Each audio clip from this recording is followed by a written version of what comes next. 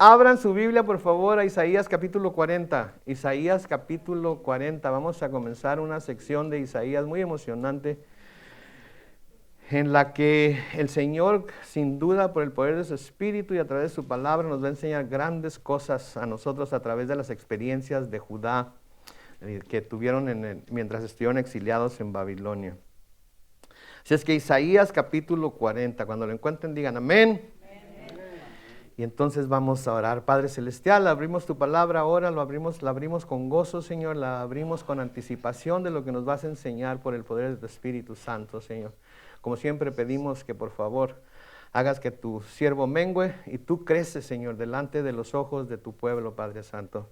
Que te podamos conocer todos mejor de lo que ya te conocemos y podamos así saber que sabemos que hemos creído en el Dios verdadero, el único Dios vivo, el Dios de Abraham, Isaac y Jacob, que envió a su Hijo Jesucristo a esta tierra para ser juzgado y muerto en la cruz, resucitado después de 3 días para que nosotros ahora podamos, por fe en Él, tener vida eterna. Gracias, Señor, por ello. Sigue instruyéndonos entonces en el nombre de Cristo Jesús. Y la iglesia dice, muy bien, pues así como les estaba diciendo, aquí en este capítulo 40 comienza la segunda sección del libro de Apocalipsis, que son los capítulos 40 al 66. Ahora, algo que tenemos que tener muy en cuenta es que lo que vamos a estudiar en los capítulos 40 al 66, todo se está dando anticipadamente del exilio que pasó Judá específicamente, pero todo Israel finalmente fuera de la tierra prometida, unos en Babilonia, otros en Asiria, etcétera, etcétera. Entonces tenemos que mantener eso en mente, ¿sí? Por las razones que les voy a dar ahorita. En los capítulos anteriores hemos leído acerca de los juicios en los que caerían y cayeron sobre el pueblo de Dios por su desobediencia, por su idolatría, etcétera, etcétera.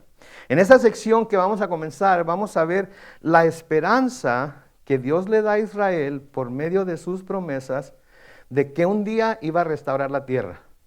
Entonces, antes de que sean exiliados, antes de que sean llevados a Babilonia, antes de que sean sacados de la tierra prometida, ya a través de Isaías, Dios les está hablando de la esperanza que Dios les va a dar por medio de sus promesas de que un día Él va a restaurar la tierra. De nuevo, antes de que todo eso suceda.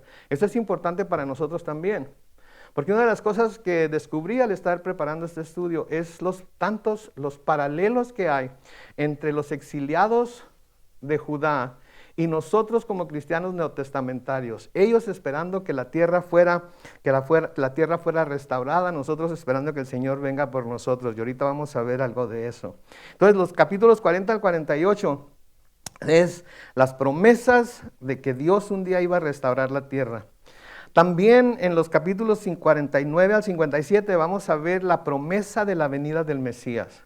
La promesa de la venida del Mesías, algo que era importante para ellos, pero que es también importante para nosotros, porque al confirmar que esa promesa se llevó a cabo, podemos nosotros estar seguros que el Jesús en el que creemos es el verdadero Mesías que Dios prometió a los judíos. Y eso es muy importante.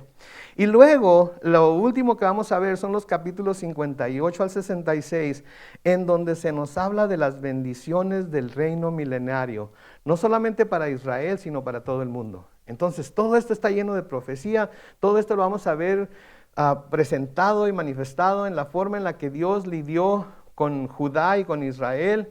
Y vamos a ver de nuevo esos paralelos que hay entre ellos y nosotros ahora como creyentes neotestamentarios. Cuando Isaías escribió esto, el pueblo de Judá y el pueblo de Israel en general aún no había sido llevado al exilio. Todavía estaban en su tierra.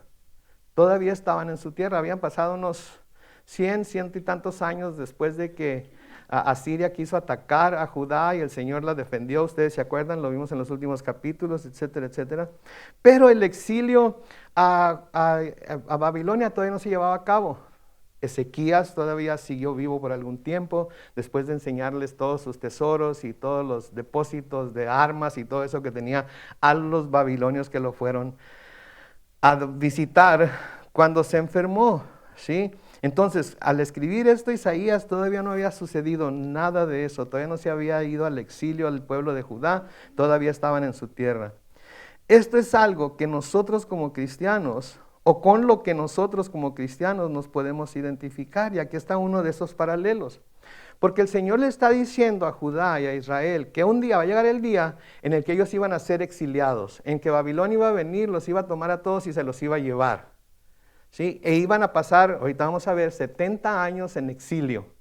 E iban a sufrir cosas horrendas desde la conquista de Judá e Israel y la llevada del pueblo a Babilonia. Iban a sufrir cosas horrendas. Sí, y el Señor les está advirtiendo de antemano que esto es lo que va a pasar, como vamos a ver conforme vamos avanzando en nuestro estudio. Pero esto es algo que el Señor también hizo con sus discípulos. El Señor les advirtió a sus discípulos acerca de las cosas que iban a pasar mientras Él venía por ellos. ¿Sí? El Señor les advirtió a sus discípulos y a nosotros por medio de ellos lo que iba a pasar. Noten en Juan capítulo 16, los versículos 32 y 33, lo que el Señor dice. La hora viene y ya ha llegado en que ustedes serán esparcidos cada uno por su lado y me dejarán solo. Pero no estoy solo porque el Padre está conmigo. Noten el versículo 33. Estas cosas les he hablado para que en mí tengan paz. En el mundo tendrán aflicción, pero confíen, yo he vencido al mundo. El mensaje es claro aquí. A pesar de que estas cosas van a pasar y van a tener tropiezos, recuerden que yo he vencido al mundo y ustedes también lo vencerán. Entonces, cuando el pueblo de Israel, cuando el pueblo de Judá va a ser llevado al exilio, el Señor les va a decir, ¿saben qué? Tienen que irse. Tienen que irse. La justicia de Dios demanda que Él cumpla la amenaza que Él hizo a su pueblo cuando les dijo que si se volvían a dioses ajenos iban a ser juzgados por ello.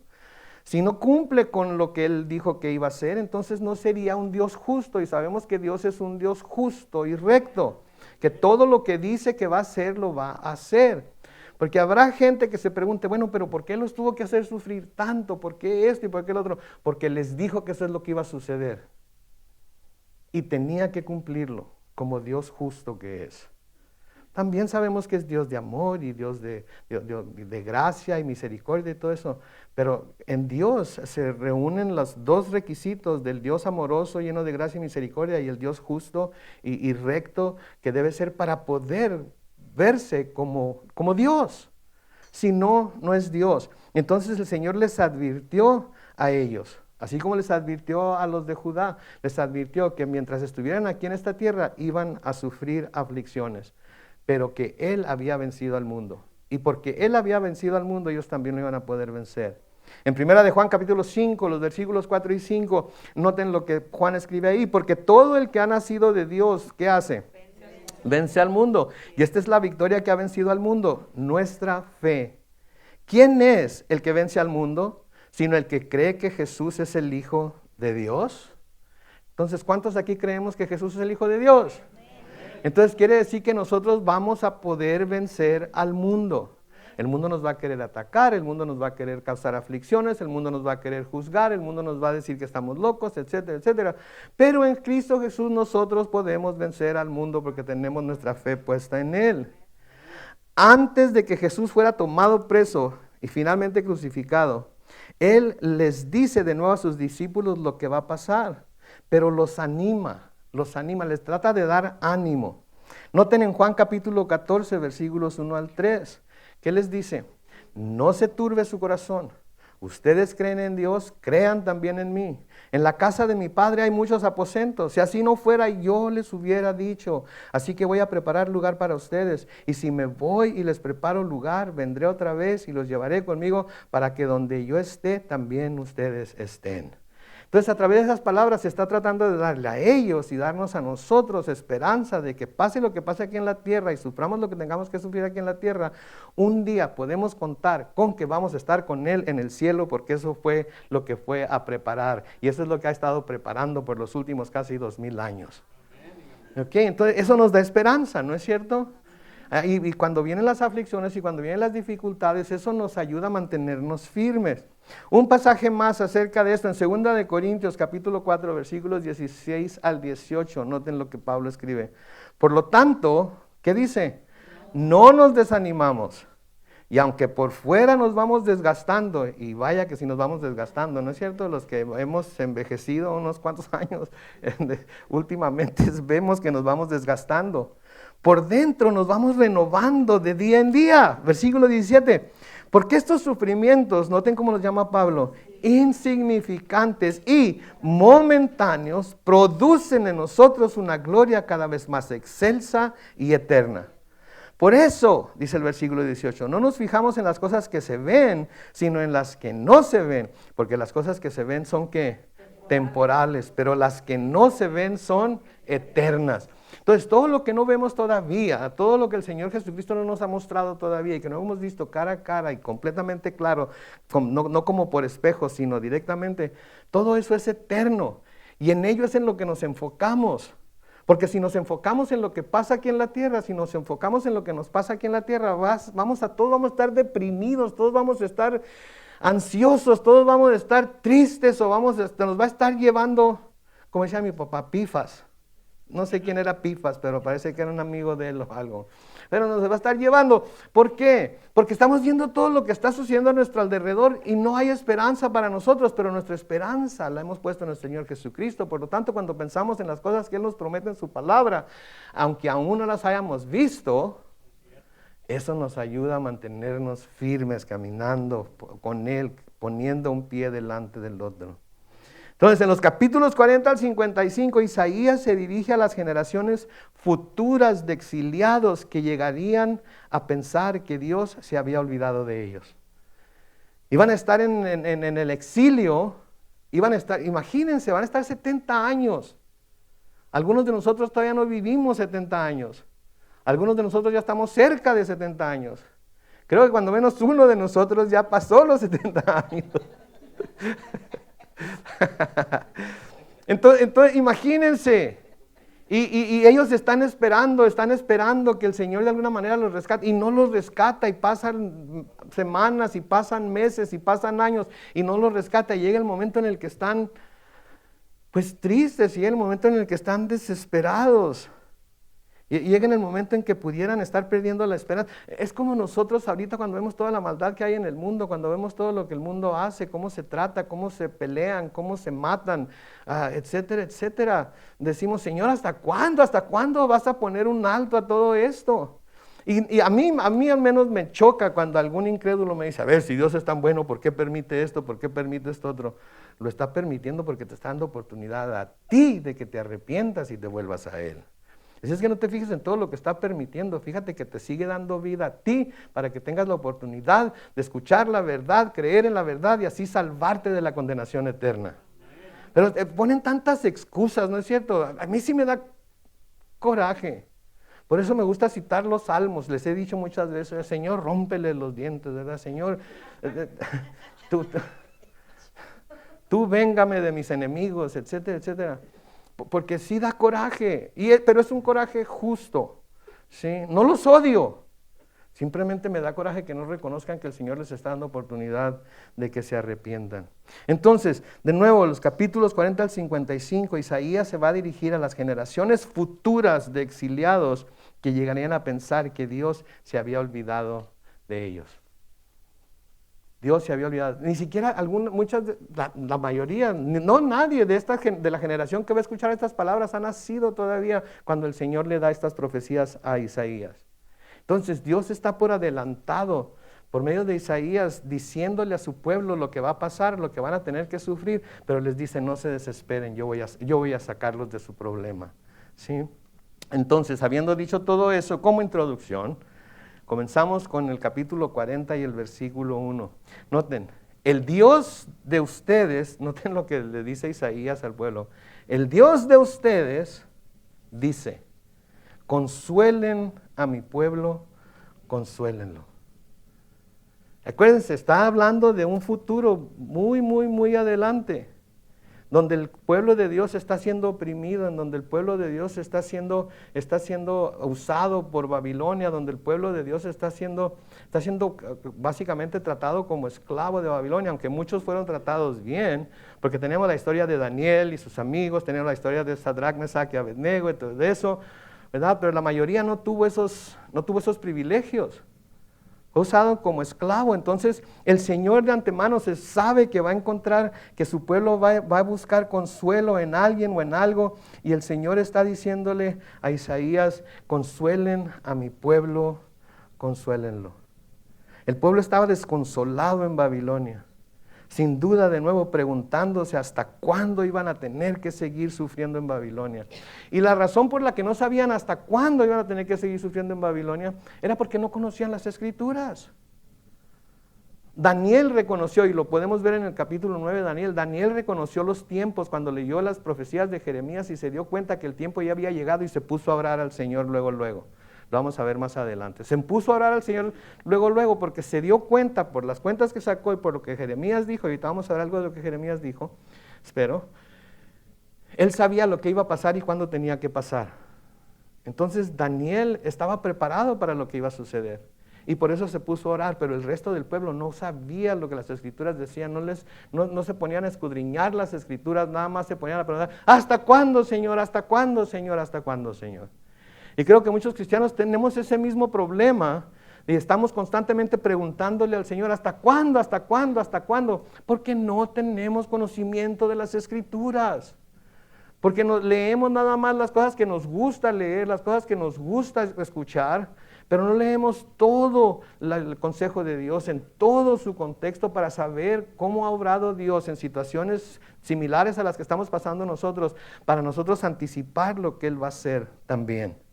Entonces, de nuevo, el pueblo va a estar desconsolado en Babilonia. Nosotros sabemos que así fue, porque nosotros lo vimos, pero a quienes les estaba escribiendo esta porción de la Escritura todavía no lo habían visto. Entonces, él está viendo que su pueblo iba a estar desconsolado, que su pueblo iba a estar angustiado y que se iba a estar preguntando hasta cuándo iban a tener que seguir sufriendo. Y le dice a Isaías, consuelen a mi pueblo, consuélenlo. Consolar quiere decir dar descanso, dar alivio de una pena, de una molestia o fatiga que aflige y oprime el ánimo. Ese era el estado emocional en el que se iban a encontrar un día los habitantes de Judá y los hijos de Israel. Así como Dios había usado a los profetas para anunciar el cautiverio de su pueblo en Babilonia, Dios ahora lo usa, en este caso a Isaías, para darles un mensaje de consuelo, alivio y ánimo. Porque a veces vemos a los profetas y vemos que los profetas puras cosas difíciles les dicen al pueblo, ¿verdad? Les dicen hasta de lo que se van a morir y lo que Dios va a hacer y lo que van a tener que sufrir y esto y lo otro. Y vemos a los profetas y los vemos como gente enojada, como gente airada. Pero a menudo el Señor también usó los profetas para darles ánimo y para llevar buenas palabras a su pueblo. Sí, entonces tenemos, de nuevo, es todo el consejo de Dios, es todo lo que la palabra dice. Esta profecía entonces es para quienes llegarían a estar exiliados en Babilonia durante ese tiempo, cerca del final de su cautiverio, y está diseñada para que cuando llegaran los momentos de desesperación, mientras esperaban ser libertados de su cautiverio, se acordaran de las promesas hechas por Dios por medio de Isaías. Se trataba de que ellos leyeran lo que Isaías estaba escribiendo, se trataba de que ellos escudriñaran lo que Isaías estaba escribiendo, para que cuando llegaran esos momentos de desesperación se acordaran, pero Isaías dijo, pero el Señor dijo a través de Isaías, pero el Señor nos dejó saber por adelantado que esto iba a pasar y nos dejó saber qué iba a hacer y cómo lo iba a hacer. Así como nosotros debemos hacerlo. Así como nosotros debemos hacerlo cuando las cosas se ponen difíciles, ¿qué es lo que hacemos? Corremos a Dios a orar, ¿no es cierto? Corremos a Dios a escudriñar su palabra. ¿Y qué encontramos? Que somos recordados de su fidelidad y de sus promesas y la cosa se calma, la ansiedad se calma, la depresión se transforma. Si no en completa alegría, cuando menos sí en esperanza viva, porque vamos a Dios en oración, Él nos consuela por medio de la oración y vamos a Dios a buscar en la palabra y en la palabra encontramos textos y situaciones similares a las que estamos pasando y vemos que Dios libró a su pueblo de esas situaciones y vemos que el Señor prometió que iba a volver por ellos y volvió y nos acordamos de que el Señor nos dijo a nosotros que Él iba a volver por nosotros también y creemos y nuestra esperanza se renueva en nuestro corazón de que Él también va a venir por nosotros. ¿Sabemos cuándo? No, pero no importa, lo que importa es que va a venir. Sí, y ahorita vamos a hablar más de eso también. Entonces nosotros también, cuando las cosas se ponen difíciles, corremos a Dios en oración y corremos a Dios y a su palabra para ser recordados de su fidelidad y sus promesas. Estoy seguro que todos ustedes tienen algún texto, 2 o 3, quizás hasta más, que cuando tienen miedo, cuando están pasando por situaciones difíciles, cuando hay incertidumbre en sus vidas, recurren a ellos, pero sí rápido, y los recitan una y otra y otra y otra vez, porque esos textos les traen ánimo a su corazón, les trae esperanza, renuevan la esperanza en su corazón. A mí me encanta el salmo, el primer salmo que me haya enseñado mi madre fue el Salmo 23. Y fue el versículo 1 nada más. Pero yo cuando me estoy sintiendo afligido, así, cuando estoy sintiendo que la situación está difícil, cuando estoy sintiendo que el enemigo me está atacando por medio de las circunstancias, etcétera, etcétera, es mi refugio, el Salmo 23.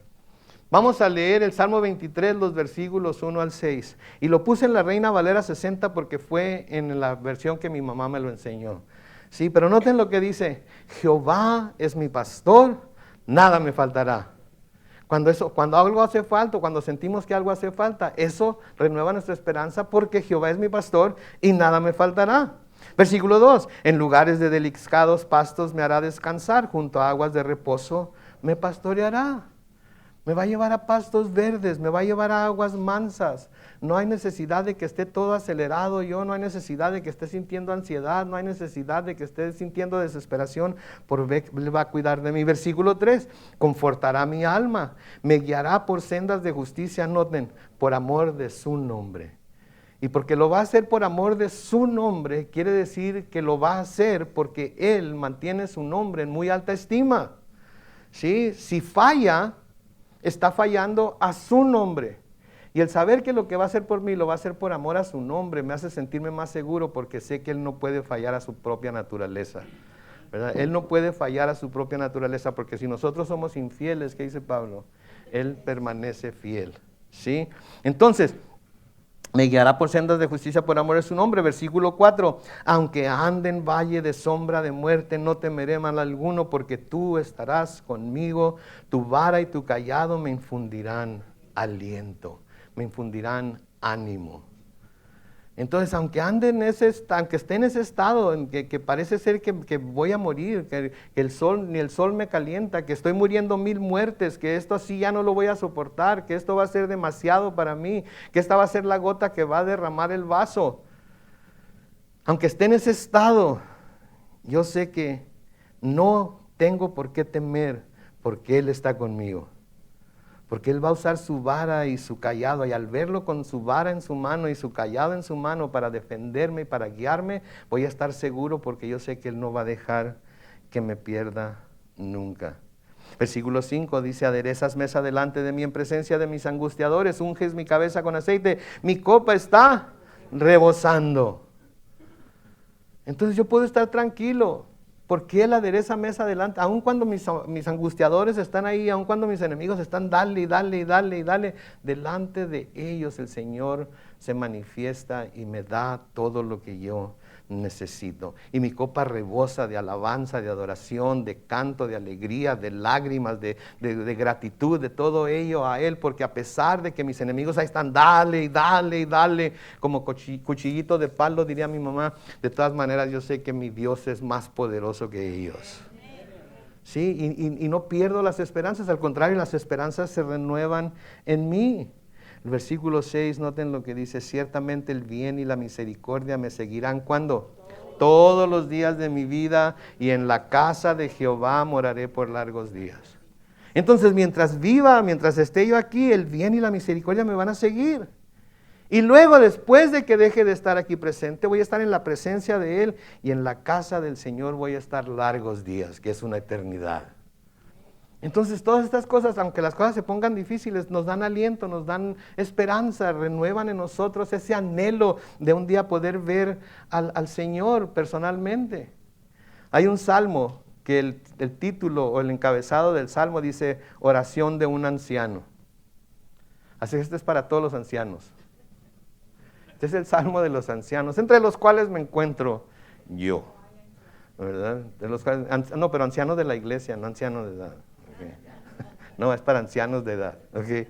Oración de un anciano. Noten el Salmo 71, los versículos 19 al 21. Noten. Tu justicia, oh Dios, llega a las alturas. Tú, oh Dios, has hecho grandes cosas. ¿Quién puede compararse a ti? Versículo 20. Me has hecho ver muchas angustias y males, pero volverás a darme vida. Volverás a levantarme de los abismos de la tierra. Aumentarás mi grandeza y volverás a consolarme. Los que ya tenemos cierta edad hemos visto muchas cosas en este mundo, ¿no es cierto? Muchas cosas buenas, muchas cosas malas, muchas cosas horrendas en realidad. Digo, ¿cómo olvidarnos del 911? Estaba viendo un documental el otro día del 911, escuchando las llamadas telefónicas que estaban haciendo la gente que estaba atrapada en las torres, escuchando las llamadas telefónicas que algunas personas que tuvieron tiempo de llamar a sus seres queridos desde los aviones hicieron, viendo gente preferir brincar de los pisos más altos en lugar de morir quemados. Pensé, ¿cómo puede la gente hacer eso con otra gente? Estaba viendo los documentales que se han hecho de lo que pasó en septiembre hace ya casi 2 años en Israel, y lo que hicieron los terroristas de Hamas, matando gente inocente, niños y niñas, abriendo los estómagos de mujeres embarazadas y sacándoles a sus hijos, violando y matando. Y vi también cómo, no indiscriminadamente, pero los israelitas, por defender su país y defender a su pueblo, dejan caer bombas que desafortunadamente caen sobre niños y mujeres, enfermos y todo eso. Y sí, es cierto, los de Hamas se esconden detrás de esas personas, es cierto, no dejan de ser seres humanos. Y debe dolernos. Entonces, los que ya tenemos cierta edad, los que ya tenemos tiempo aquí en la tierra, hemos visto un montón de cosas, hemos visto muchas angustias, hemos visto muchos males, pero tenemos la idea y tenemos la esperanza de que un día el Señor nos va a volver a dar vida, nos va a levantar del abismo de la tierra y va a aumentar nuestra grandeza y va a volver a consolarnos. Y como Job, sabemos que nuestro Redentor vive. Y sabemos que un día estos ojos lo van a ver. Y eso nos llena de esperanza otra vez. Por eso es tan importante las Escrituras. Cuando el pueblo de Dios vuelva de su cautiverio, ¿sí? El Señor le dice algo a Isaías en un pasaje que ya estudiamos anteriormente, pero el Señor le dice algo a Ezequías que se aplica cuando el pueblo de Dios vuelva de su cautiverio. En Isaías capítulo 12, los versículos 1 y 2, noten lo que el Señor dice. Cuando llegue ese día, o sea, el día en el que van a ser devueltos a su tierra, a ti, Señor, cantaré, aunque te enojaste contra mí, tu indignación cesó y me has dado consuelo. Vean a Dios mi Salvador. Puedo estar confiado y sin temor alguno, porque el Señor es mi fortaleza y mi canción. Él es mi Salvador. Sí, es como, esto me recuerda al himno. ¿Se acuerdan aquel himno? ¿Se acuerdan aquel himno que va? Cuando allá se pase lista, cuando allá se pase lista, cuando allá se pase lista, a mi nombre yo feliz responderé. Digo, piensen en esos cantos. Cuando estamos atribulados, cuando estamos cansados, cuando estamos clamando a Dios, Señor, ¿hasta cuándo? ¿Hasta cuándo? ¿Verdad? Podemos recaer sobre esas palabras y saber que cuando allá se pase lista, acá estoy. Estoy hasta mero atrás, pero acá estoy. ¿Verdad? Y eso es lo que nos anima, nos motiva a seguir adelante de nuevo. ¿Sí? En 2 de Corintios capítulo 1, los versículos 3 al 5, dice: bendito sea el Dios y Padre de nuestro Señor Jesucristo, Padre de misericordias y Dios de toda consolación, quien nos consuela en todas nuestras tribulaciones, para que también nosotros podamos consolar a los que están sufriendo por medio de la consolación con que nosotros somos consolados por Dios. Porque así como abundan en nosotros las aflicciones de Cristo, así también por el mismo Cristo abunda nuestra consolación. Entonces el Señor nos consuela a nosotros, y porque nosotros somos consolados, nosotros debemos de estar siempre dispuestos a consolar a otros con la misma consolación que nosotros somos consolados. Y debemos de estar con los ojos bien abiertos para ver quién es el que necesita consuelo, porque todos somos parte del cuerpo de Cristo. Y cuando uno se duele, todos debemos dolernos, y cuando uno se goza, todos debemos gozarnos.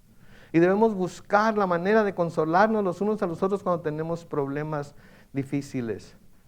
Sí, de nuevo, recuerden, esto está siendo profetizado a la generación que va a estar en Babilonia, casi llegando al final de su cautiverio, pero que no se daban cuenta que el final de su cautiverio estaba por llegar.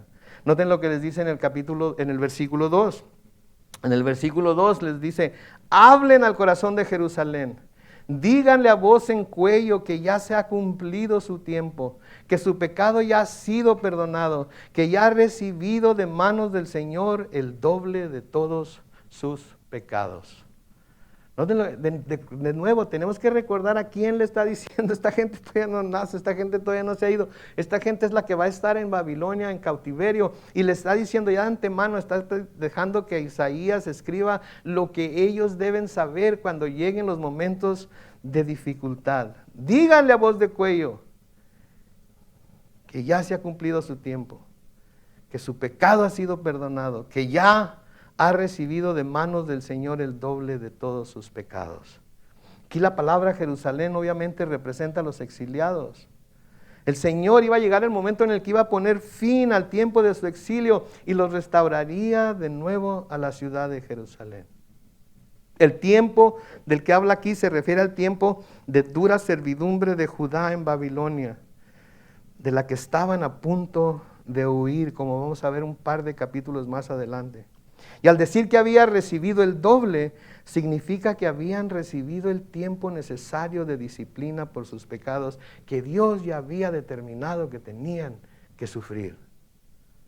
Que Dios ya había determinado que tenían que sufrir. Es como cuando un padre le impone un castigo a su hijo por portarse mal. Y le dice: váyase a su cuarto, cierre la puerta y no salga de ahí por cuando menos 2 horas. Y piensen lo que hizo. ¿Todavía se castigan a los hijos así? ¿Ya no? ¿Por qué?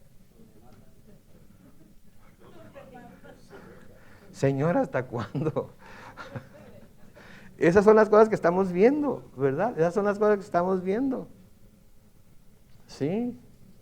Todo está al revés. Lo bueno lo llaman malo, lo malo lo llaman bueno, etcétera, etcétera. Y por eso a veces nos hace pensar: ¿hasta cuándo, Señor?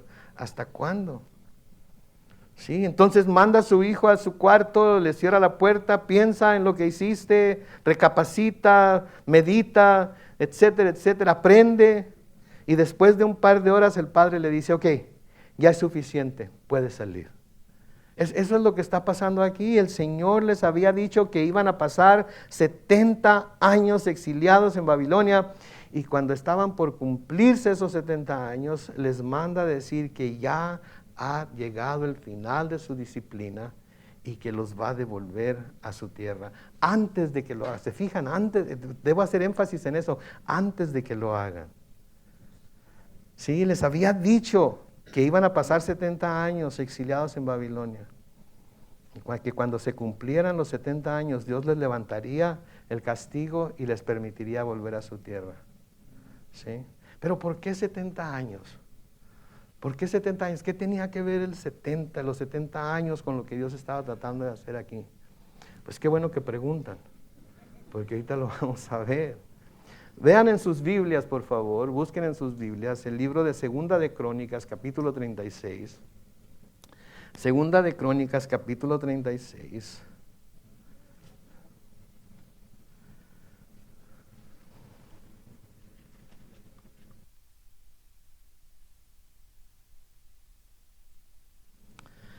Segunda de Crónicas, capítulo 36. ¿Ya lo tienen? All right. Se oyen páginas. Se oyen páginas. Gloria a Dios. Segunda de Crónicas, capítulo 36. Vamos a leer los versículos 17 al 21. Vamos a investigar por qué son 70 años. Segunda de Crónicas, capítulo 36, versículos 17 al 21, dice: el Señor lanzó contra ellos al rey de los caldeos, contra los habitantes de Judá, que en el templo de su santuario mató a filo de espada a sus jóvenes, sin perdonar a jóvenes ni doncellas, ni a ancianos, ni a decrépitos, sino que todos los entregó en sus manos. Asimismo, el rey de Babilonia se llevó a su país todos los utensilios del templo de Dios, grandes y chicos, y los tesoros del templo del Señor, y los tesoros del palacio del rey y de sus príncipes. Gracias, Ezequías, por haberles dicho a los antepasados de estos babilonios en dónde estaba todo. ¿Se acuerdan lo que leímos acerca de esos 15 años de Ezequías? ¿Sí? Sus tropas, dice el versículo 19, quemaron el templo de Dios, derribaron la muralla de Jerusalén, prendieron fuego a todos sus palacios y destruyeron todos sus objetos más preciados. Versículo 20, los que escaparon de morir a filo de espada fueron llevados cautivos a Babilonia, y hasta el reino de los persas fueron siervos del rey y hasta el reinado, de los persas fueron siervos del rey y de sus hijos.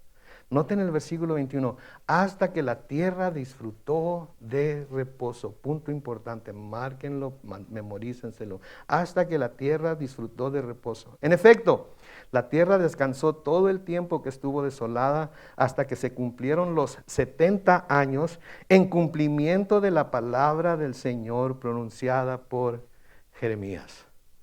¿Quieren más información? Cuando lleguen a casa, lean Jeremías 25, lean Jeremías 29. Vamos a leer parte de ello, pero no ahorita porque ocuparía mucho tiempo.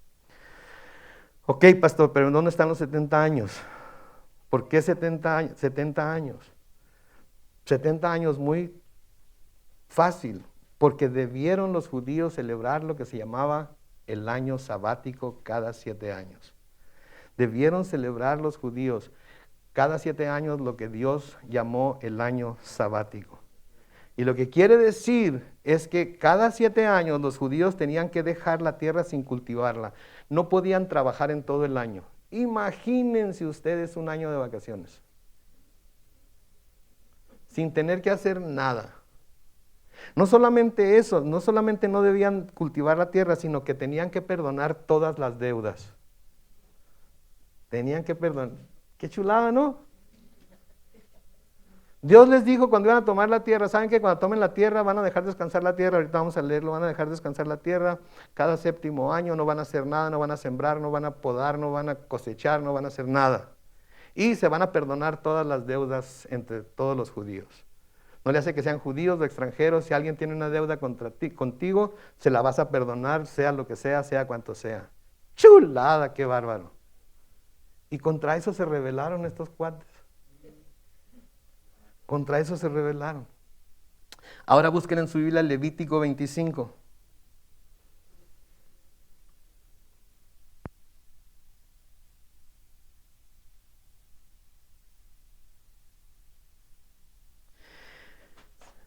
Levítico 25, los versículos 1 al 7. Noten lo que dice ahí. El Señor habló con Moisés en el monte Sinaí y le dijo: habla con los hijos de Israel y diles que cuando entren en la tierra que yo les doy, la tierra deberá reposar en honor al Señor. Cultivarás la tierra durante 6 años, y durante esos 6 años podarás tus viñas y recogerás sus frutos. Pero el 7º año la tierra tendrá que reposar.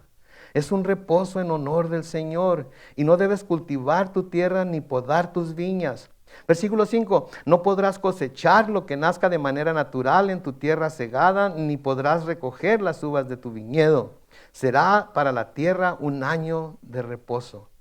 Pero durante ese reposo la tierra producirá alimento para ti, para tus siervos y siervas, para tus criados y los extranjeros que residan contigo.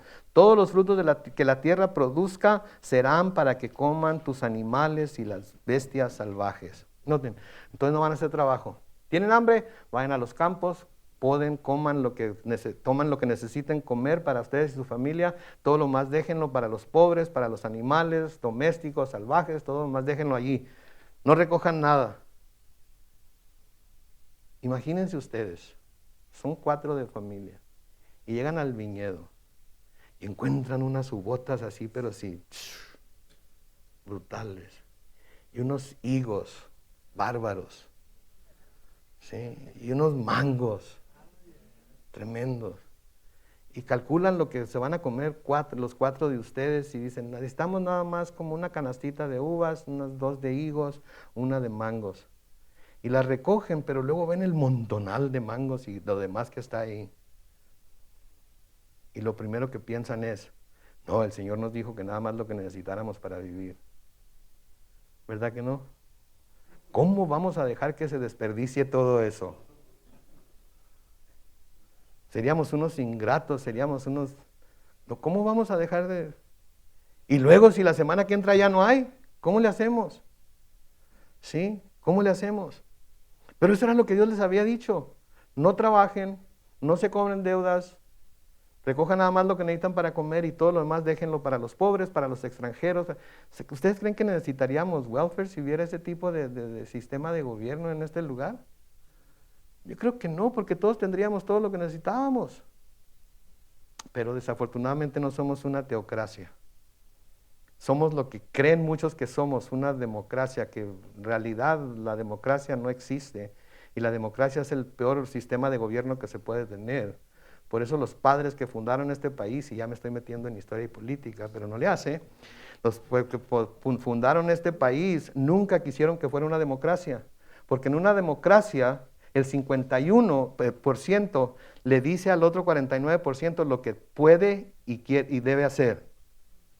Entonces el 49% no es libre de hacer lo que quiera hacer, porque está sujeto a lo que el 51% dice. Eso no es libertad.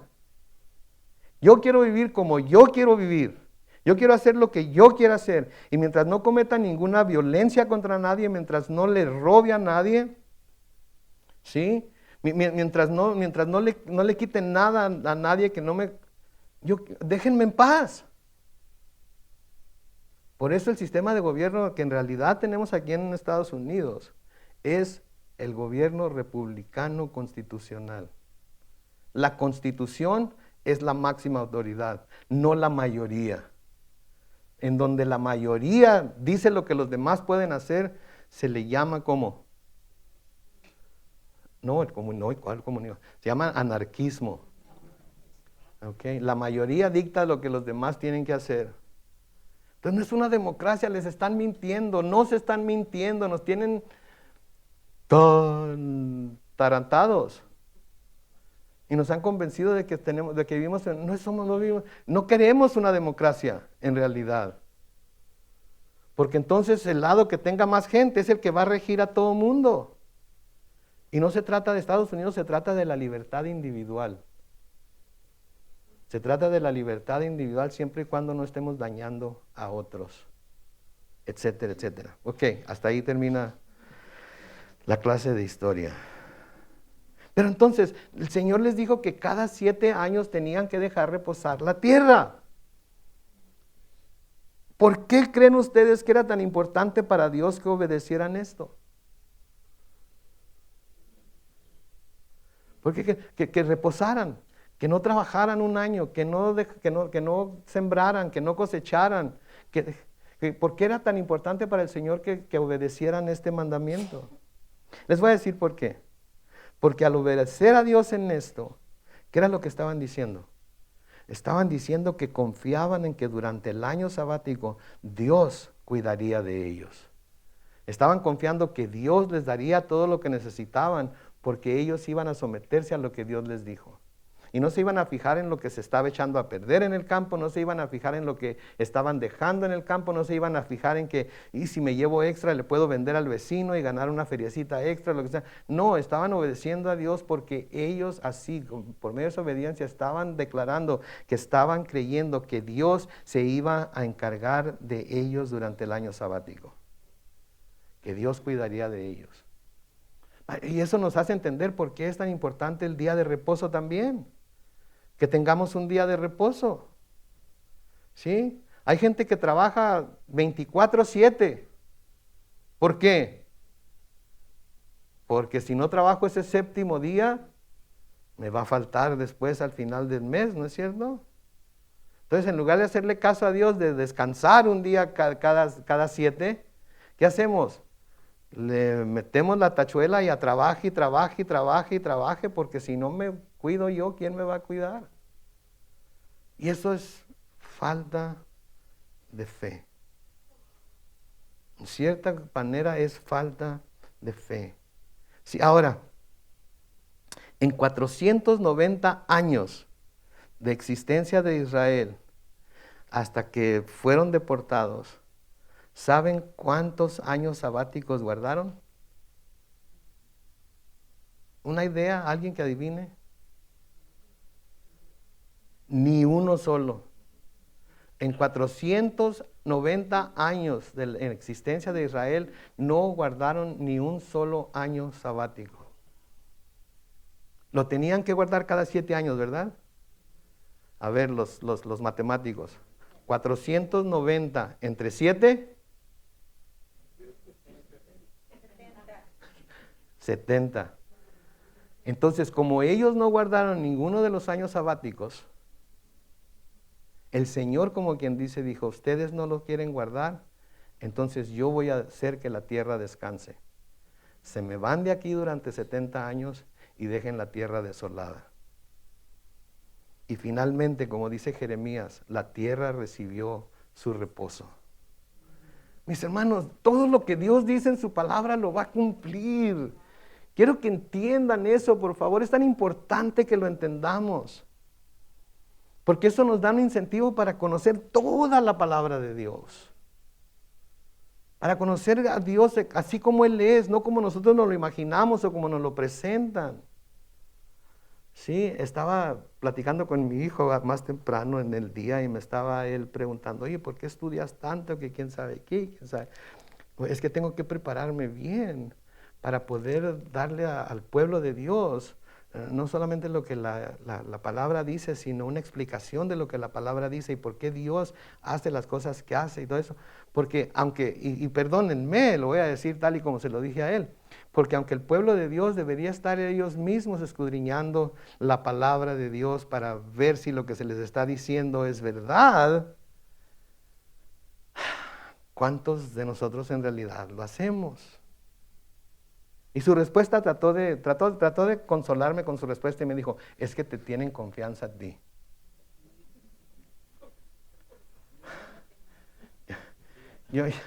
Es demasiada responsabilidad. Por favor, escuchen lo que se dice, pero luego examínenlo a la luz de la palabra si se está diciendo lo correcto. Gracias por su confianza. ¿Sí? Pero es bueno que todos y cada uno de nosotros escudriñemos las Escrituras para ver si lo que se nos está diciendo es cierto. ¿Sí? Entonces, de nuevo, lo que Dios dice, eso es lo que va a hacer. No va a haber, no va a pasar nada que Él no haya dicho, y todo lo que Él ha dicho va a pasar. Y les dijo que iban a estar fuera de la tierra 70 años, pero cuando se cumplieron los 70 años, inmediatamente vamos a ver quién va a mandar por ellos. Noten lo que Jeremías dice en Jeremías capítulo 29, los versículos 10 y 11. Jeremías 29, versículos 10 y 11, noten. Así ha dicho el Señor, cuando se cumplan, ¿qué? Los 70 años de Babilonia, yo iré a visitarlos y les cumpliré mi promesa de hacerlos volver a este lugar, o sea, a Jerusalén. Solo yo sé los planes que tengo para ustedes. Son planes para su bien y no para su mal, para que tengan un futuro lleno de esperanza. Palabra del Señor. Entonces, si ellos hubieran leído a Jeremías, así como Daniel leyó a Jeremías, hubieran sabido lo que estaba pasando y cuánto tiempo iban a tener que estar ahí. Pero porque no estaban atentos a lo que Jeremías había dicho y no estaban atentos a lo que el Señor había dicho, estaban todos desesperados.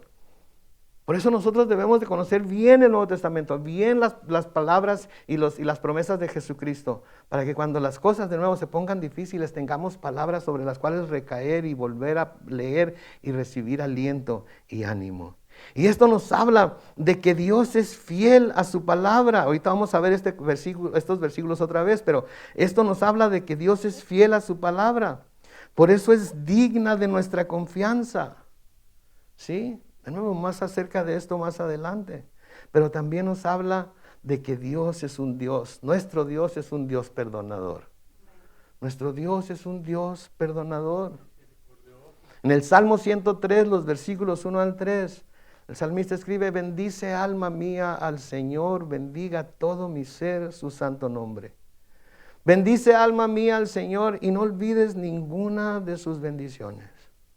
El Señor perdona todas tus maldades y sana todas tus dolencias. El Señor perdona todas tus maldades. Lo vimos el domingo. El Señor perdona todas nuestras maldades. ¿Cómo? En Cristo. El Señor perdona todas nuestras maldades en Cristo. Él es nuestro intercesor, y cuando nosotros vamos y pedimos perdón al Señor, ahí está el Señor Jesucristo intercediendo por nosotros, ¿sí? Poniéndose entre Dios y nosotros, y su Espíritu Santo confirmando en nuestros corazones que hemos sido perdonados. En el Salmo 130, los versículos 1 al 4, noten lo que dice Salmo 130, versículos 1 al 4. A ti clamo, Señor, desde el fondo de mi angustia. Escucha, Señor, mi voz, que no se cierren tus oídos al clamor de mi súplica. Señor, si te fijaras en nuestros pecados, ¿quién podría sostenerse en tu presencia? Pero en ti hallamos perdón para que seas reverenciado.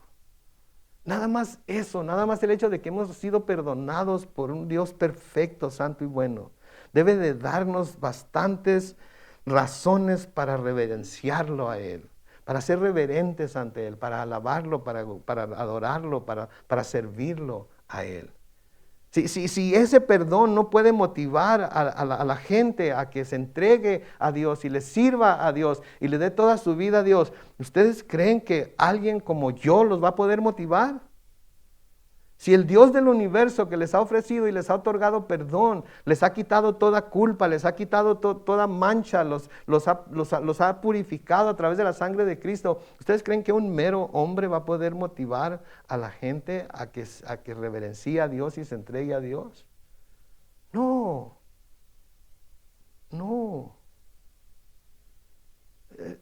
Si conociendo nuestros pecados y sabiéndonos perdonados, no es suficiente motivación para servir a Dios como se debe, no sé qué se puede hacer para motivar a alguien a servir a Dios.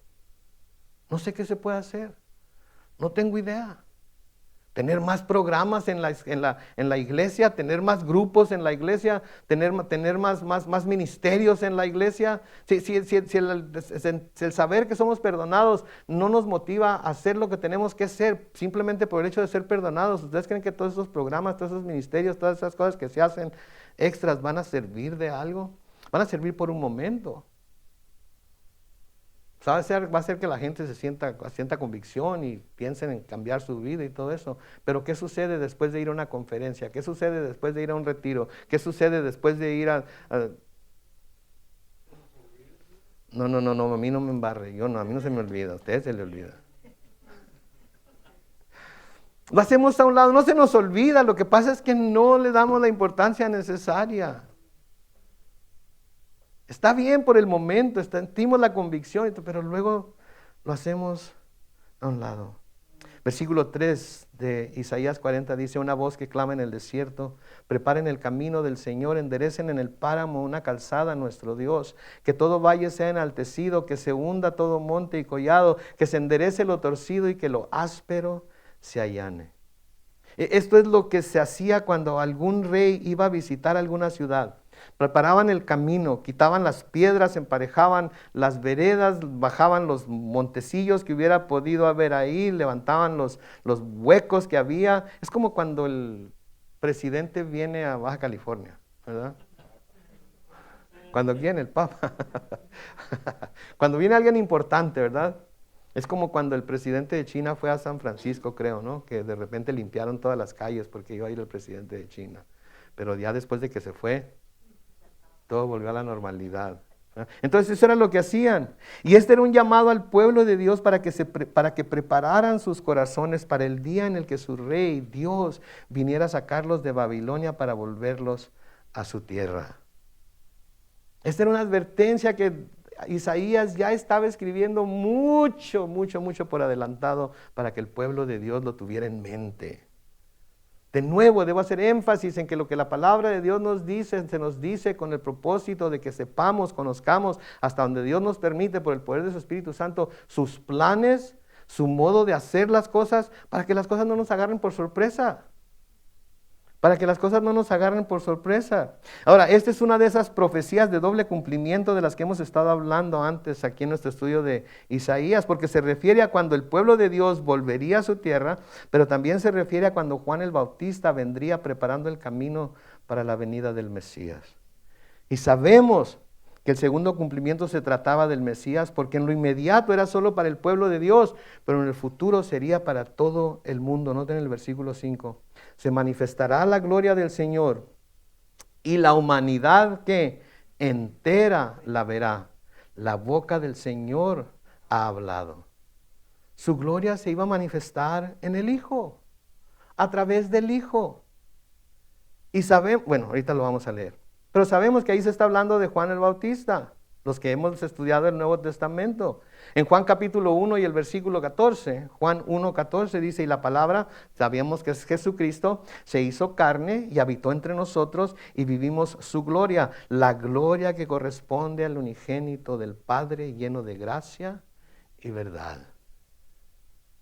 Entonces todo el mundo iba a ver esa gloria. Todos los que vivieron durante el ministerio de Jesucristo, definitivamente miles y miles vieron esa gloria, pero nosotros por fe también vemos esa gloria porque lo tenemos en las Escrituras. Y en cuanto a que era para todo el mundo, para toda la gente, lo vemos porque Juan el Bautista cumplió con esta profecía en Lucas capítulo 3, los versículos 3 al 6. Noten, Lucas 3, versículos 3 al 6. Juan fue entonces por toda la región cercana al Jordán y predicaba el bautismo de arrepentimiento para el perdón de pecados, tal como está escrito en el libro del profeta, ¿quién? Isaías. Una voz clama en el desierto, preparen el camino del Señor y enderecen sus sendas. Todo valle será rellenado, todo monte y colina será nivelado. Los caminos torcidos serán enderezados, las sendas dispares serán allanadas y todos verán la salvación de Dios. No quiere decir que todos la van a recibir, pero todos tienen la oportunidad de verla. ¿Sí? E Isaías no solamente recibió eso de parte de Dios, sino que sigue escuchando la voz de Dios. Noten en el versículo 6 y 7, una voz decía, grita. Y yo respondí, ¿y qué debo de gritar? Grita que toda carne es como hierba y que su belleza es como la flor del campo. La hierba se seca, la flor se marchita porque el viento del Señor sopla sobre ella. Y a decir verdad, el pueblo es como la hierba. ¿Qué le está diciendo? Háblale al hombre, háblale al pueblo de Dios. Recuérdale lo frágil que es y lo corto que puede ser su vida. Recuérdale lo frágil que es y lo corto que puede ser su vida. Creo que la analogía está muy clara, ¿no es cierto? Toda carne se refiere aquí a la humanidad y se nos dice que toda la humanidad, todos somos parte de la humanidad aquí. Sí, ¿verdad? Creo que sí, ¿verdad? Dice que toda la humanidad es como hierba, entonces quiere decir que todos nosotros somos como hierba. ¿Sí? Todos somos como hierba. Ahora no está hablando de hierba mala o hierba buena, ¿ok? Está hablando de hierba simplemente. No vamos a poner a ver, bueno, qué clase de hierba es fulano, qué clase de hierba. No, somos como hierba, punto. Sí, somos como hierba. Y la belleza del hombre, que si se trata de la mujer, pues las mujeres son bellas, ¿verdad? Pero la belleza del hombre sabemos que el hombre es como el oso, entre más feo, más hermoso. Así es que la belleza del hombre, sea lo que sea y sea como sea, es como una flor. ¿Verdad? ¿Qué pasa con las flores? Brotan, crecen, viven por un tiempo, nos dan un olor fragante, se miran muy bonitas, pero luego con el tiempo, ¿qué pasa? Se marchitan, se le caen los pétalos, se mueren. Entonces, así somos, la humanidad así somos. ¿Sí? Somos como la hierba y nuestra belleza es como la flor. Brota, crece por un tiempo, luego se seca y finalmente se muere. El tiempo es diferente para cada uno o para cada quien, pero cuando menos pensamos, ya estamos ahí y pensamos para dónde se fue el tiempo, ¿no es cierto? Los que ya tenemos varios años, nos ponemos a pensar en cuando nacimos y cuando cumplimos 20 años y cuando cumplimos 30 y cuando cumplimos 40 y estamos anticipando llegar a los 50, ¿verdad? Y pensamos, ¿a dónde se fueron esos años? Parece ser que ayer me acosté teniendo 30 años y hoy me levanté teniendo 60. Y les decimos a los jóvenes, ¿verdad? Les decimos a los jóvenes, no desperdicies tu tiempo porque se te va a ir así. Porque como te ves, me vi, y como me ves, te verás. Se los advertimos, ¿verdad? Se los advertimos. Les estamos constantemente recordando que la vida no es eterna, que el tiempo se puede desperdiciar, el tiempo se puede tirar por la ventana en hacer cosas que no convienen, que no vale la pena, que después vamos a ver hacia atrás a esas cosas que hicimos y vamos a decir, ¿para qué? ¿Cómo fue posible? Por eso en Eclesiastés, ¿qué le dice Salomón a los jóvenes? Acuérdate de Dios, ¿dónde? En los días de tu juventud. Antes de que vengan los días malos y digas, no tengo en ellos contentamiento. Tenemos días todos, yo creo que todos, por más jóvenes que sean también, todos tenemos días en los que pensamos, no tengo en ellos ningún contentamiento. Es más, ni me quiero acordar de ellos. Si me acuerdo de ellos me da tristeza. Y podemos consolarnos encontrando una que otra cosa buena que resultó de esas cosas que nos estamos acordando, pero en su mayoría no queremos ni recordarlas siquiera. ¿Sí? De nuevo, estábamos hablando que desde que el domingo comienza el 6º mes del año 2025 ya casi nos echamos otro año. ¿Sí? Ya viene el 2025. Ay, chihuahua, qué viejo estoy. El Salmo 103, los versículos 15 y 16, noten lo que dice. Nuestros días son como la hierba, florecemos como las flores del campo, pero pasa el viento sobre nosotros y desaparecemos sin dejar ninguna huella. Así es. No hay que sentirnos tristes. La verdad. Pero tenemos un hogar celestial, en donde vamos a estar para toda la eternidad. Pedro dice en 1 de Pedro capítulo 1, los versículos 24 y 25, porque todo hombre es como la hierba, y toda su gloria es como una flor. La hierba se seca, la flor se marchita, pero la palabra del Señor permanece para siempre. Estas son las buenas noticias que se les han anunciado. Noten, la palabra de Dios permanece para siempre. Estas son las buenas noticias. ¿Cuáles noticias? De que la palabra de Dios permanece para siempre y se va a llevar a cabo tal y como Él la hizo que saliera de su boca. Estas son las buenas noticias que se les han anunciado. Versículo 8. Sí, la hierba se seca y la flor se marchita, pero la palabra de nuestro Dios permanece para siempre. ¿Qué nos dicen estas palabras? Nos dicen que la palabra de Dios es segura y confiable, amén. Nos dice que la palabra de Dios es estable, que no cambia, amén. Lo que quería decir cuando se escribió es lo mismo que quiere decir hoy. Lo que la palabra quería decir en el momento que Dios lo dictó a Isaías es lo mismo que quiere decir hoy. Y nos dice que la palabra de Dios es eterna. Es eterna.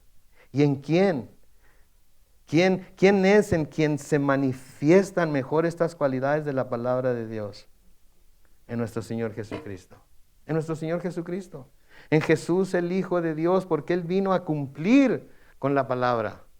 ¿Se acuerdan lo que dice Mateo capítulo 5, versículos 17 y 18? No piensen ustedes que he venido para abolir la ley o los profetas. No he venido para abolir, sino para cumplir. Porque de cierto les digo que mientras exista en el cielo y la tierra, ¿existe en el cielo y la tierra ahorita? Pues mientras exista en el cielo y la tierra, no pasará ni una jota ni una tilde de la ley hasta que todo se haya cumplido. Y Él vino y lo cumplió.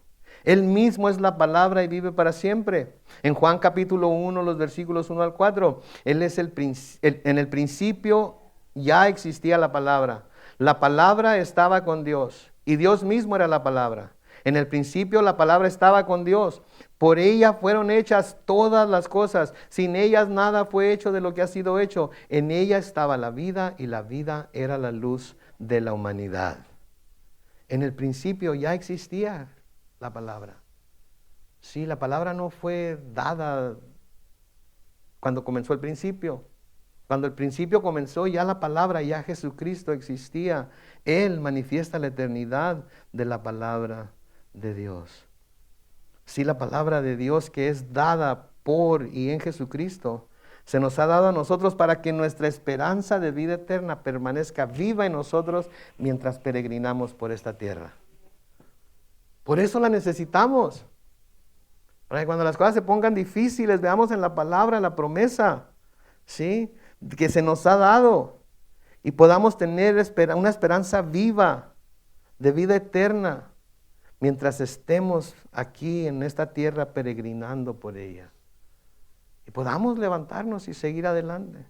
Digo, el mensaje de Jeremías fue dado para ellos en Jeremías 29, pero nosotros también podemos aprender algo de él. Si noten aquí, vamos a leer Jeremías 29, pero ahora los versículos 4 al 11 para terminar esta noche. Jeremías capítulo 29, versículos 4 al 11, noten lo que dice. Así ha dicho el Señor de los ejércitos y Dios de Israel a todos los cautivos que permití que fueran llevados de Jerusalén a Babilonia. Quédense ahí. ¿A quiénes les está diciendo esto? A los cautivos que Dios permitió que fueran llevados de Jerusalén a Babilonia. ¿Sí? Pero también podemos decir que esto es lo mismo que nos está diciendo a nosotros los creyentes neotestamentarios que estamos en la tierra ahorita. Lo que le va a decir a los que estaban cautivos en Babilonia es lo mismo que nos dice a nosotros mientras peregrinamos por esta tierra hasta que Él venga por nosotros. Noten el versículo 5, lo que les dice. Construyan casas y habítenlas. Planten huertos y coman de sus frutos. Cásense y tengan hijos e hijas. Den mujeres a sus hijos y maridos a sus hijas, para que tengan hijos e hijas y multiplíquense allá. No se reduzcan en número, quédense ahí. Noten lo que les está diciendo. Ellos ya querían irse, ya querían desaparecer, ya querían dejar Babilonia. Y el Señor les dice, shh, calmados, calmados, tiene que cumplirse el tiempo. Mientras se cumpla el tiempo, hagan casas. Vivan en ellas, planten huertos, coman sus frutos, cásense, tengan hijos, hijas, den mujeres a sus hijos, maridos a sus hijas, para que ellos también tengan hijos e hijas, multiplíquense allá, no se reduzcan en número. Luego noten el versículo 7, muy importante para nosotros el versículo 7, procuren la paz de la ciudad a la que permití que fueran llevados. ¿A dónde los llevaron? A Babilonia. ¿Y qué dice? Procuren la paz de la ciudad a la que permití que fueran llevados. A la ciudad de donde salieron los que los habían conquistado y los habían llevado como esclavos. Procuren la paz de esa ciudad. Ellos la paz en Babilonia, nosotros la paz ¿de dónde? De Chula Vista, de California, de Estados Unidos. Aquí es en donde nos tiene el Señor ahorita caminando, peregrinando. Debemos procurar la paz de esos lugares. ¿Sí? Noten lo que sigue diciendo. Rueguen al Señor por ella. Porque si ella, hablando de Babilonia, nosotros podríamos decir de este estado, de este país, etcétera. Porque si ella tiene paz, también tendrán paz ustedes. Por eso debemos orar por nuestros gobernantes. Sí, hay malos gobernantes, sí hay gobernantes chuecos, sí hay todo, pero debemos estar clamando a Dios por ellos para que Él se mueva en ellos y nosotros podamos vivir en paz. Versículo 8, así ha dicho el Señor de los ejércitos y Dios de Israel. Noten, presten atención a esto, que no los engañen los profetas que se encuentran entre ustedes, ni sus adivinos, no hagan caso de los sueños que tengan. Quédense ahí. Había profetas que constantemente le estaban diciendo al pueblo, no se preocupen, ya el Señor va a venir por nosotros, ya nos van a liberar, ya nos van a soltar, ya mero nos vamos a la tierra prometida. No se preocupen, estén tranquilos, no compren nada aquí, no hagan nada aquí, no preparen nada aquí, porque en cualquier momento el Señor va a venir por nosotros y nos va a llevar. ¿No es lo mismo que se nos dice a nosotros? Prepárense, el tiempo está cerca. En cualquier momento va a volver. En cualquier momento viene. Tienen que estar listos. Etcétera, etcétera, etcétera, etcétera. ¿Y cuánto tiempo ha pasado y no ha venido? Y nosotros seguimos. No me malentiendan. Debemos estar listos. Pero a veces hablamos como que sabemos que mañana va a ser. Queremos que sea mañana. Amén. Pero la verdad de las cosas es que no sabemos cuándo va a ser. Y entre más decimos que ya mero, ya mero, ya mero, ya mero, ya mero, y nada, ¿qué creen que pasa con los incrédulos? Tan zafados. Un día va a volver, sí, pero no sabemos cuándo. Noten el versículo 9, porque ellos falsamente profetizan en mi nombre, yo no les he enviado palabra del Señor. Por eso cuando algún evangelista sale por aquí o un profeta sale por allá y un comentarista sale por el otro lado y empieza a hablar de que ya el tiempo está cerca, de que puede ser en cualquier momento, ya ni se amarren los zapatos esta noche para que pueda jalarlos sin ningún problema. En lugar de causar expectativa, causa burla. Parece que no sabemos de lo que no conocemos a Dios. Pues no está tu Dios, por eso decían, por eso Pedro dice, ¿no? Que muchos dicen, pues no, que iba a venir y desde cuándo tiene viniendo y todo eso. ¿Verdad? Los discípulos nada más dijeron que un día iba a venir. Y para Pablo la venida de Cristo era inminente. Pero nunca trataron de decir que iba a ser tal o cual día o lugar. ¿Sí? Noten el versículo 10. Así ha dicho el Señor, cuando se cumplan los 70 años de Babilonia.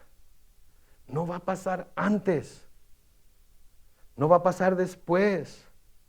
Cuando se cumplan los 70 años de Babilonia. Para ellos eran 70 años. Para nosotros, no sabemos. 1000 años es como, y un día es como, así es que no sabemos. Pero cuando se cumpla ese tiempo que el Señor ya tiene determinado, así como con los habitantes de Judá, yo iré a visitarlos y les cumpliré mi promesa de hacerlos volver a este lugar. Cuando se cumpla el día, cuando se cumpla el tiempo, yo voy a ir a visitarlos y yo les voy a cumplir la promesa que les hice. Cuando les dije que si creen en mí, que si creen en Dios, crean en mí también. Porque en la casa de mi Padre muchas moradas hay. Voy pues a preparar lugar para ustedes. Y si voy a preparar lugar, voy a volver por ustedes. Para que donde yo estoy, ustedes también estén. Se acabó. Lo va a hacer cuando Él quiera, lo va a hacer cuando Él ya tenga determinado que va a suceder. Y luego un versículo que es muy sacado de contexto a menudo y que lo usan para muchas cosas, que pudiera ser usado a veces para lo que dicen. Pero noten, solo yo sé, en el versículo 11, solo yo sé los planes que tengo para ustedes. Son planes para su bien y no para su mal, para que tengan un futuro lleno de esperanza. Sí, palabra del Señor. Sí, pero ¿qué quiere decir esto? Mucha gente ve estos versículos y dice, oh, el Señor tiene un futuro muy bueno para mí. El Señor tiene un futuro bueno para ti. No te preocupes, el Señor tiene un futuro bueno para ti. Un futuro lleno de bien y nada de mal. Todos nuestros días han sido llenos de puro bien y nada de mal.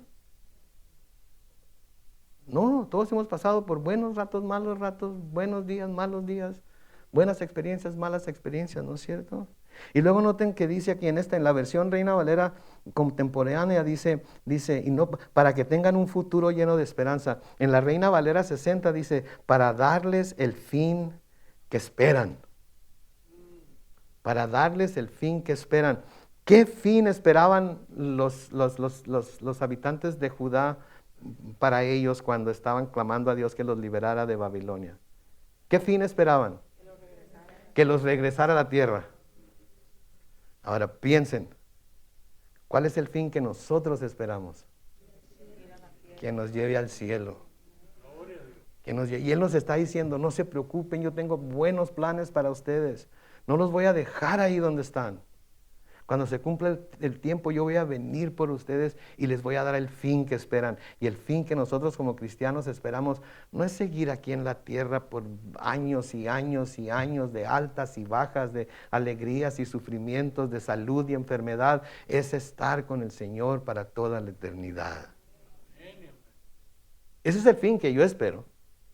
Yo no sé ustedes, pero ese es el fin que yo quiero tener. Y me consuelo en el hecho de que pase lo que pase, la palabra de Dios va a cumplirse y voy a tener ese fin un día. ¿Sí? Entonces, ¿qué tenían que hacer los judíos? ¿Qué tenía que hacer el pueblo de Dios? Esperar. Esperar. Esténse quietos y vean que yo soy Dios. ¿Nos desesperamos a veces? Claro que sí. ¿Y hasta cuándo, Señor, voy a tener que soportar esto? ¿Y hasta cuándo vas a permitir aquello? ¿Y por qué no haces nada en esta situación? ¿Y por qué no haces nada? Shh. Yo tengo un plan para ustedes. Y es un plan de bien y no de mal. Y un día van a recibir el fin que esperan. ¿Lo creemos? Oremos entonces. Padre Celestial, te damos gracias por tu palabra. Bendecimos tu nombre, oh Dios, por lo que en ella nos enseñas. Gracias, Padre Santo, por abrirla tan claramente delante de nosotros. Gracias, Dios, porque no nos dejas con dudas. Gracias, Señor, porque podemos ver claramente tus planes. Podemos ver claramente cómo se van a llevar a cabo. Nosotros somos los que a veces nos equivocamos y los que a veces esperamos que hagas cosas que nunca dijiste que ibas a hacer y que no hagas cosas que claramente tu palabra dice que vas a hacer. Nosotros somos los que buscamos la perfección aquí en la tierra cuando sabemos que aquí en la tierra no hay perfección. Nosotros somos los que buscamos las cosas buenas de aquí de la tierra cuando sabemos que las cosas buenas de aquí de la tierra son tan limitadas. Ayúdanos a poner nuestra mente, nuestra vista, nuestros ojos, nuestro corazón en las cosas que están en el cielo y no en las cosas que están aquí en la tierra. Que nunca perdamos de vista, Señor, el plan que tienes para nosotros, el plan eterno que tienes para nosotros. Cualquier plan que nosotros podamos hacer es temporal, es terrenal. Un día va a quemarse con calor ferviente y no vamos a tener nada para mostrar por ello. Pero lo que nos tienes prometido de un día tenernos en tu presencia en el cielo para toda la eternidad, eso nada ni nadie nos lo puede ni lo podrá quitar jamás. Ayúdanos, Señor, a ver las cosas que por anticipado le dijiste al pueblo de Judá, tu pueblo, para que cuando se encontraran sin esperanza, volviera a renacer en ellos la esperanza. Ayúdanos, Señor, a buscar en tu palabra la forma en la que tú has hecho cosas en el pasado y encontrar en ella la forma en la que las seguirás haciendo. Porque a ti no hay sombra de cambio, tú eres el mismo ayer, hoy y por siempre. Y tu palabra siempre se cumplirá. Sé con mis hermanos y hermanas, Señor. Ayúdanos, Padre, a vivir para ti, en ti y por ti. El resto de nuestra vida, sea mucha o sea poca, para la honra y gloria de tu nombre. En el nombre glorioso de Cristo Jesús. Y la iglesia dice, amén y amén.